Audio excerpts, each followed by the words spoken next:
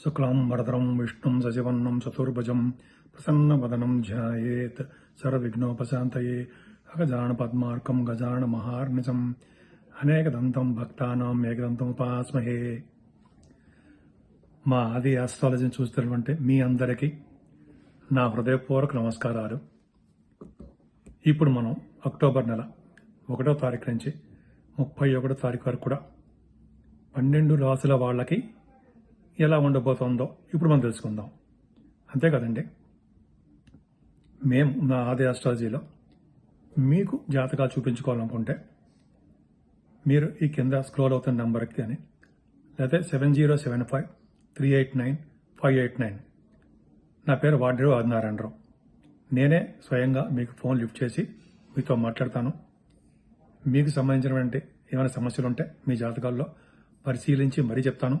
అంతేకాదండి, ముహూర్తాలు పెట్టడం అవి చేస్తుంటాం. ముహూర్తాలు పెట్టడం, అలాగే మన కొంతమందికి జాతకాలు చెప్పడం, అనేక రకరకాలుగా మా ఆది ఆస్ట్రాలజీ నుంచి కూడా మీకు మేము చెప్తూ ఉంటాం. మీరు ఒకవేళ చెప్పించుకోదలుచుకుంటే మా ఆది ఆస్ట్రాలజీని కింద స్క్రోల్ అవుతున్న నంబర్కి మీరు ఫోన్ చేస్తే తప్పకుండా నేను పరిష్కార మార్గాలు చెప్తాను. కుంభరాశి వాళ్ళకి అక్టోబర్ నెలలో ఎలా ఉండబోతోంది? నేను మీ వాడ్రేవు ఆదినారాయణరావు, ఆది ఆస్ట్రో. శని మీ రాశిలో వక్రగతిలో ఉండడం వల్ల శుభఫలితాలు మాత్రం ఇప్పుడు కష్టపడి పనిచేసేటిగా చేస్తుంటాడు. మోకాళ్ళ నొప్పులు, పాదాల వరకు కూడా నొప్పులు ఉండడానికి అవకాశాలు ఉంటాయండి. కొద్దిగా జాగ్రత్త వహించవలసి వస్తుంది. ద్వితీయ భావంలో రాహు ఏమాత్రం మంచివాడు కాదు. అకాల మరణాలు కానీ, అకాలంగా శత్రు భయం కానీ, కలహాలు, ఇవన్నీ మీ ఇంట్లోనూ అంటే గృహ ముందు పీడ, ఇవన్నీ ఉండడానికి అవకాశాలు కొద్దిగా ఉన్నాయి. కొద్దిగా మీరు జాగ్రత్తగా ఉండండి. అంతేకాకుండా 3వ భావాన్ని కూడా శని చూడడం వల్ల ప్రయాణాల్లో మీకు ఇబ్బంది కలగడానికి అవకాశం ఉంది. ఏదైనా 4th భావంలో గురుడు చాలా చాలా బాగున్నాడు మీకు. అంటే ఏంటంటే వక్రగతిలో వస్తాడండి. 10వ తారీఖున వక్రగతిలో ఉంటాడు గురుడు. వలన ఏమవుతుంది, మంచి చదువు రావడము, అలాగే మంచి మంచి ఆభరణాలు, వస్తువులు, దానగుణం కలిగి ఉండడము, అలాగే మంచి మంచి వస్త్రాలు కొనుక్కోవడము, చదువుల విషయంలో అద్భుతంగా ఉండడము, వ్యవసాయ రంగంలో ఉన్నటువంటి రైతులకి చాలా అద్భుతంగా బాగా ఉండడానికి అవకాశాలు ఎక్కువ ఉన్నాయి. అంతేకాకుండా మీరు ఏ వస్తువులు కొన్నా వాటిలో బాగా విజయం సాధించడానికి మంచి మంచి వస్తువులు కొనుక్కోవడానికి, వస్తువులు అంటే ల్యాండ్స్ అవ్వచ్చు, ఇళ్ళు అవ్వచ్చు, ఏదైనా అవ్వచ్చు అండి, వాహనాలు, ఇవన్నీ గృహసౌఖ్యము మీకు ఉన్నాయి, వస్తాయి కూడా. అలాగే సంగీతంలో కూడా మీరు బాగా డెవలప్ అవుతారండి కుంభరాశి వాళ్ళకి. పంచమ స్థానంలో కుజుడు అద్భుతం. అంటే అద్భుతం అంటే ఒక విధంగా చాలా మంచివాడే. ఇంకో చెప్పాలంటే ద్వితీయ భావాధిపతి అండ్ గురుడు 4th భావంలో ఉన్నాడు.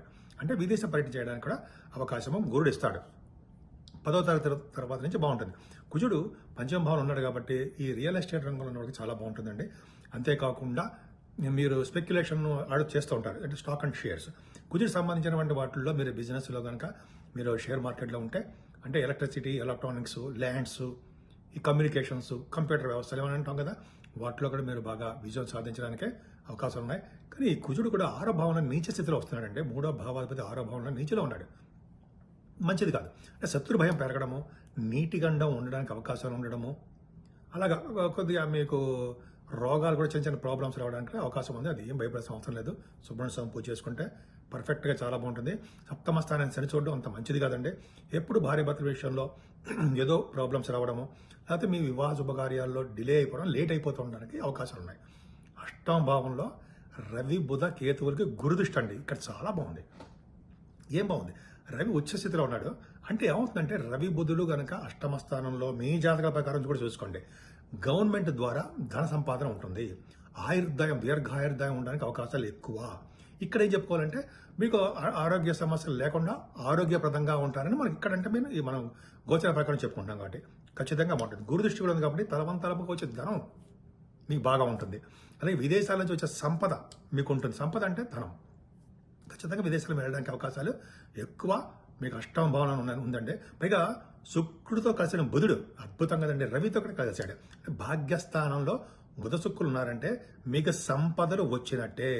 లవ్ మ్యారేజ్ కూడా జరుగుతాయండి. బుధ శుక్రులు కనుక కాంబినేషన్ బాగుంటాయి. పైగా 9th హౌస్లో అంటే 9th హౌస్ అద్భుతంగా కదండి, పంచమాధిపతి కలిసి ఉన్నాడు. సో భాగ్యస్థానంలో రవితో కలిసి ఉన్నాడు కాబట్టి, రవి బుధ శుక్రులు ఉన్నారు కాబట్టి, రవి బుధుల కాంబినేషన్ అంటే ఫైనాన్స్ అండ్ అకౌంట్ సంబంధించిన వాళ్ళకి, ఆడిటర్స్కి, అలాగే డాక్టర్స్కి, కొంతమంది ఏమో అడ్వకేట్స్ అంటే అడ్వకేట్స్కి, ప్రొఫెసర్స్కి, ఇట్లాగా చాలా బాగుంటుంది రవి బుధుల కాంబినేషను. అలాగే బుధ శుక్రుల కాంబినేషన్ కూడా ల్యాండ్స్ వస్తాయండి, భూములు బుధ శుక్రుల కాంబినేషన్ కదా, భూములు కొనుగోలు చేయడము, కళారంగంలో అద్భుతంగా రావడానికి అవకాశాలు ఉండడము, మంచి మంచి అవకాశాలు ఉంటాయండి. సంగీతం, సాహిత్యం, నృత్య కళాకారులకి, అలాగే సినిమా రంగం, టెలివిజన్ రంగంలో ఉన్నట్టు బుధ శుక్రుల కాంబినేషన్ ఉండాలి. భాగ్యస్థానం బ్రహ్మాండంగా ఉంది. అంటే మీరు ఏది పట్టుకున్నా ఆ దాన్ని సక్సెస్ చేస్తే కానీ మీరు ఊరుకోరు, సక్సెస్ చేస్తారు కూడా. అలాగే దశమస్థానం శుక్రుడు, ఇందా మీరు చెప్పారు, దశమస్థానంలో కనుక శుక్రుడు ఉంటే, అంటే ఇందాకంటే మీ మకర రాశి వాళ్ళకి దశమంలో శుక్రుడు ఉన్న వాళ్ళకి వాళ్ళ వాదనలో గెలిచి తీరుతారు. ఏదైనా మీరు డిబేట్ పెట్టండి, వాళ్ళకి ఏంటంటే వాళ్ళకున్న తెలివితేటలకి శుక్రుడు కూడా దశమంలో, ఇది రూల్. నేను చెప్పడం కాదు, నా సొంత కవితం కాదండి, నేను చదివాను, శాస్త్రంలో చదివాను. దశమంలో శుక్రుడు ఉన్న వాళ్ళకి, చవితి కూడా పుట్టిన వాళ్ళకి వాళ్ళ ఉన్నతమైన ఆలోచనలతోటి ఉన్నతంగా రాణించడానికి అవకాశాలు వాదనలో ఉన్నాయి. అందుకని లాయర్స్ కూడా అద్భుతంగా లాయర్స్ కానీ ఏదైనా బాగా మాట్లాడే వాళ్ళకి చాలా బాగుంటుంది. దశమంలో శుక్రుడు అద్భుతంగా ఉన్నాడు. అలాగే ప్రైవేట్ ఆర్గనైజేషన్లో బాగా డెవలప్మెంట్స్ ఉంటాయి. ముఖ్యంగా రాజకీయ నాయకులకండి అద్భుతంగా ఉంటుంది. ఎందుకంటే రవి భాగ్యంలో ఉన్నాడు, రవి బుధుడు భాగ్యస్థానం ఉన్నారంటే రాజకీయ రంగంలో ఉన్న వాళ్ళకి పదవులు రావడానికి అవకాశాలు ఎక్కువ ఉన్నాయి. అంటే మీరు చెప్పే అష్టమ స్థానంలో చాలా బాగుంది, భాగ్యస్థానం బాగుంది, దశమస్థానం బాగుంది. అంటే భాగ్య రాజ్యస్థానాలు బాగున్నాయంటే మీరు విదేశ పర్యటన చేయడానికి అవకాశాలు ఎక్కువ ఉండడము, తీర్థయాత్రలు చేయడానికి ఎక్కువ అవకాశం ఉండడము, గురువులు సందర్శించడము, చదువు రీత్యా, షూటింగ్ రీత్యా, మీ పరిసర విషయాల రీత్యా కూడా విదేశాలు వెళ్ళడానికే అవకాశాలు ఎక్కువ ఉండడం చాలా చాలా బాగుందండి. కుంభరాశి వాళ్ళకి భాగ్యస్థానం, దశమస్థానం, రాజ్యస్థానం, లక్ష్మీ స్థానం, విష్ణు స్థానం పర్ఫెక్ట్గా బాగున్నాయి. అదృష్టం అండి మీకు. అందుకని మీరు అమ్మవారి పూజలు చేసుకున్నారంటే, కనకదుర్గ అమ్మవారికి ఈ దసరా ఉత్సవాల్లో మంచి మంచి ఫలితాలు ఉంటాయి. పైగా లాభస్థానాధిపతి కూడా చాలా బాగున్నాడు, 4th భావంలో ఉన్నాడు. అంటే మీరు అనుకున్న దానికంటే ఎక్కువ ప్రాఫిట్స్ రావడము, మీ అన్నయ్యలకి అక్కయ్యలకి చాలా బాగుండడం జరుగుతుందండి. ముఖ్యంగా మీరు పూజించాల్సిన దేవుడు వెంకటేశ్వర స్వామి అండి. వెంకటేశ్వర స్వామిని పూజించడం వల్ల, ఆంజనేయ స్వామిని పూజించడం వల్ల, అమ్మవారి యొక్క ఆశీస్సులు పొందడం వల్ల ఖచ్చితంగా మీకు విజయ అవకాశాలు ఎక్కువ ఉన్నాయి. మీరు ఏం భయపడాల్సిన అవసరం లేదు. ముఖ్యంగా సుబ్రహ్మణ్య స్వామి పూజ చేయాలండి. ఎందుకంటే కుజుడు నీచ స్థితిలో ఉన్నాడు అంటే కొద్దిగా మీకు ప్రాబ్లమ్స్ వస్తాయి. మీ తోబుట్టువుల ద్వారా కానీ వాళ్ళకి ప్రాబ్లమ్స్ వాళ్ళకి ఉంటాయి కూడా, మీకు ఉంటాయి ఆరోగ్యరీత్యా. కాబట్టి సుబ్రహ్మణ్య స్వామి వదలద్దు మనం. ఓం సం శరవణ భవాయ నమః ఆ మంత్రం చెప్పించుకుందాం, లేకపోతే మనం సుబ్రహ్మణ్య స్వామి పూజ చేసుకుందాం, కళ్యాణం చేయించుకుందాం. సుబ్రహ్మణ్య స్వామిని వల్లి దేవసేన సహిత అమ్మవారి సుబ్రహ్మణ్య స్వామిని వదలకూడదు.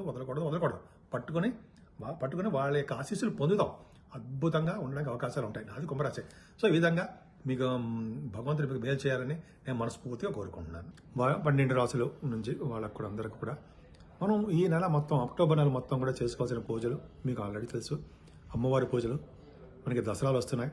దసరాల్లో విశేషంగా 9 రోజులు పూజించి అమ్మవారి నైవేద్యాలు కూడా పెట్టుకుందాం. సో ఇలా పూజించడం వల్ల ప్రతి రాశి వాళ్ళకి వాళ్ళ యొక్క గ్రహాల రీత్యా గ్రహ బాధలు కూడా తొలుగుతాయి. ప్రతి రాశి వాళ్ళకి కూడా ముఖ్యంగా అమ్మవారి యొక్క ఆధీనంలోనే అన్ని గ్రహాలు ఉంటాయని తెలుసు, అందరికీ మనకు తెలుసు. 9వ తారీఖునే బుధవారం మనకి మూలా నక్షత్రము, అమ్మవారి సరస్వతీదేవి అమ్మవారి యొక్క అవతారం ఉంటుంది ఆ రోజు అమ్మవారిని పూజించడం వల్ల విశేషమైన ఫలితాలు ఉంటాయండి. మనకి ఐం అనే బీజాక్షరం ఉంటుంది. ఆ రోజు ఐం అనే బీజాక్షరం జపించడం వలన కూడా మంచి విద్యలో బాగా రాణిస్తారు. చిన్నపిల్లలే కదండి, మనం అందరం కూడా చేయొచ్చు, అద్భుతమైన ఫలితాలు ఉంటాయి. అంతేకాకుండా 9 రోజులు మనం పూజలు చేసుకోలేకపోవచ్చు, నిష్టగా ఉండలేకపోవచ్చు. కానీ అష్టమి, నవమి, దశమి ఈ 3 రోజులు, చివరి 3 రోజులు కూడా పూజ చేసిన వాళ్ళకి, అమ్మవారిని పూజించిన వాళ్ళకి ఈ 9 రోజులు మనం చేయలేకపోయినా 9 రోజులు చేసే ఫలితం కూడా మనకి రావడానికి అవకాశం ఎక్కువ ఉంటుంది అమ్మవారిని పూజించడం వల్ల. సో ఈ 9 రోజులు పూజ చేసుకుందాం. అంతేకాకుండా 9 రోజులు పూజ చేయడం వల్ల కూడా మనకి విశేషమైన ఫలితాలు అన్ని గ్రహాల వాళ్ళకి ఉంటాయి. ఈ నెలాఖరు కూడా మనకి దసరా అయిపోయిన తర్వాత కూడా దీపావళి వస్తుంది, నరక చతుర్దశి అని. ఆ రోజు కూడా మనం దీపావళి చేసుకుంటాం. అంటే ఒకసారి మనం ఈ దసరాలో పూజ చేసుకుంటే అమ్మవారికి ఈ సంవత్సరం మొత్తం కూడా మనకి బాగుంటుందని తెలుసు. అమ్మవారి కాపాడుతూ ఉంటారు. ముఖ్యంగా ఈ దసరా మహోత్సవాల్లో 9 రోజులు కూడా వీలైనంతగా అమ్మవారిని కుంకుమ పూజతో కానీ, లేకపోతే అష్టోత్తరాలు, సహస్రనామాలతో కానీ, ఇట్లా కాకుండా అమ్మవారి చండీ హోమాలు ఉంటాయి కదండి. చండీ హోమం చేయించుకోవడం వల్ల అరుణ హోమం అనే సూర్య భగవాన్ చేస్తారు. అది కూడా చేయించుకోవడం వల్ల సూర్య భగవాన్ వల్ల వచ్చే దోషాలు, మన జాతకాల్లో ఉండే దోషాలు కూడా పరిహారం అవుతాయి. సో ఈ విధంగా మనం చేయించుకుంటూ ఉంటే ఒక మంచి అద్భుతమైన ఫలితాలు ఉంటాయండి. ముఖ్యంగా మీరు మీ జాతకాలు తెలుసుకోవాలనుకుంటే మీ ముందర date of birth, time of birth, place of birth ఉంటే తప్పకుండా నేను పరిష్కార మార్గాలు చెప్తాను. మీ విద్యలో కానీ, వివాహ ప్రాబ్లమ్స్ కానీ, అయితే ఎటువంటి ఇంకేదో జాబ్ విషయంలో కానీ ఎటువంటి ప్రాబ్లమ్స్ ఉన్నా కూడా నేను తప్పకుండా పరిష్కార మార్గాలు చెప్తాను. జాగ్రత్తగా డీప్గా చూస్తాను. మీరు చేసే ప్రతి ఫోన్ కూడా నేనే లిఫ్ట్ చేస్తాను, మాట్లాడతాను. ఒకవేళ ఫోన్ బిజీగా ఉంటే మీరు నాకు వాట్సాప్లో పంపించండి. తప్పకుండా నేనే లిఫ్ట్ చేసి మీ యొక్క పరిష్కార మార్గాలు మీకు ఇస్తాను.